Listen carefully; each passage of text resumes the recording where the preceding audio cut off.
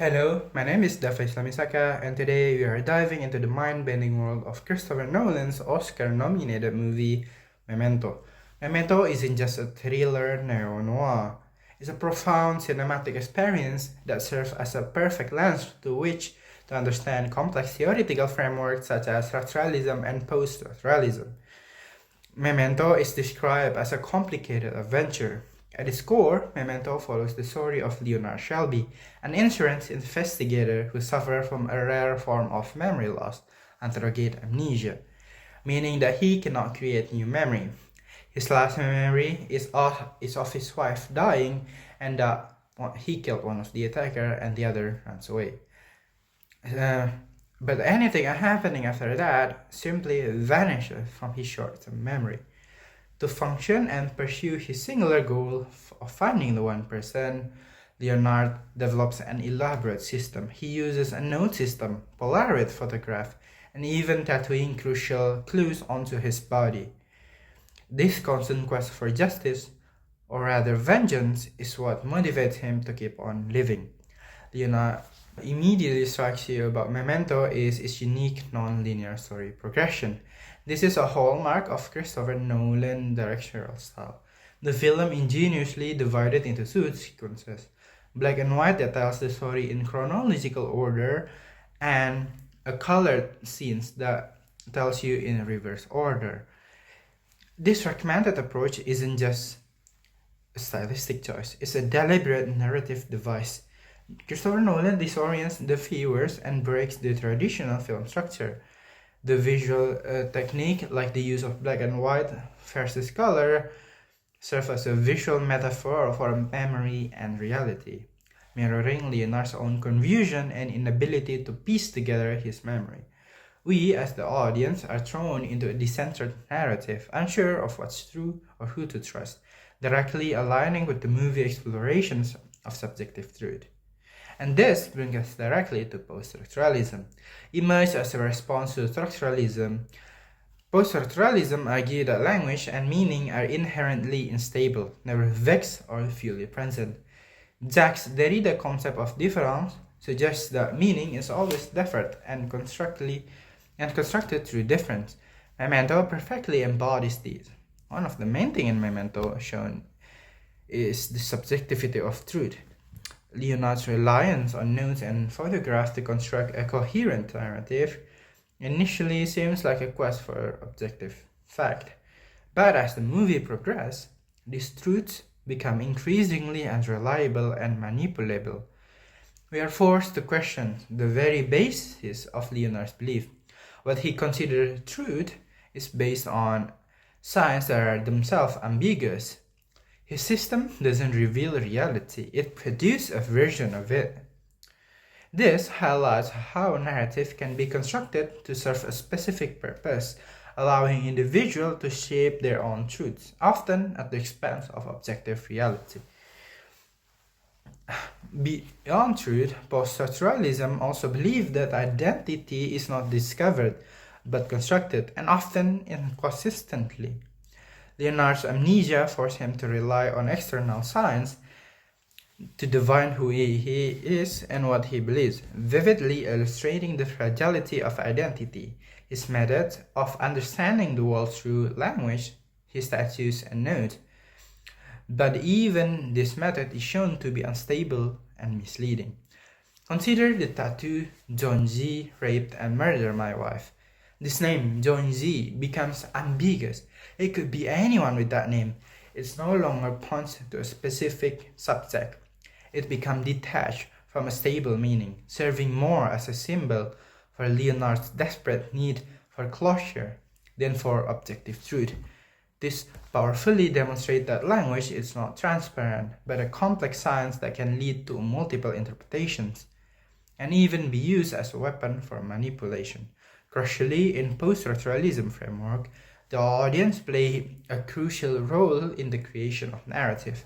Christopher Nolan deliberately put us in the Leonard's shoes, forcing us to piece together a fragmented information and actively construct our own truths.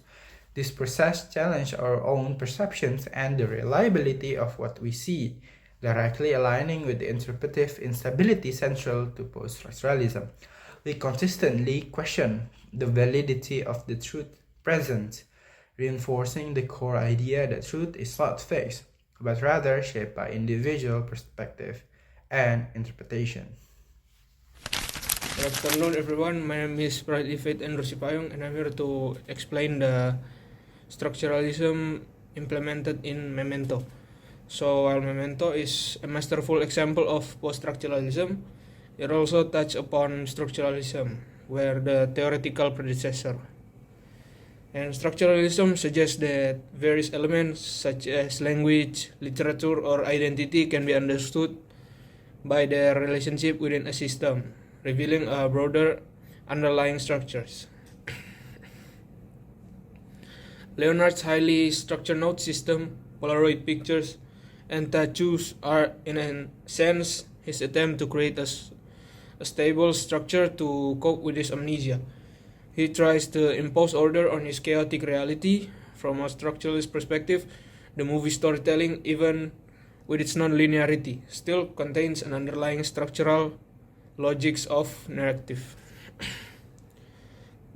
The film also exhibits binary opposition, such as key concepts from structuralists think like Claude Lévi-Strauss.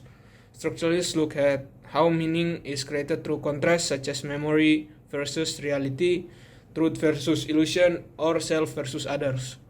These binaries are central to Leonard's internal struggle and how the movie challenges the viewer's conclusion.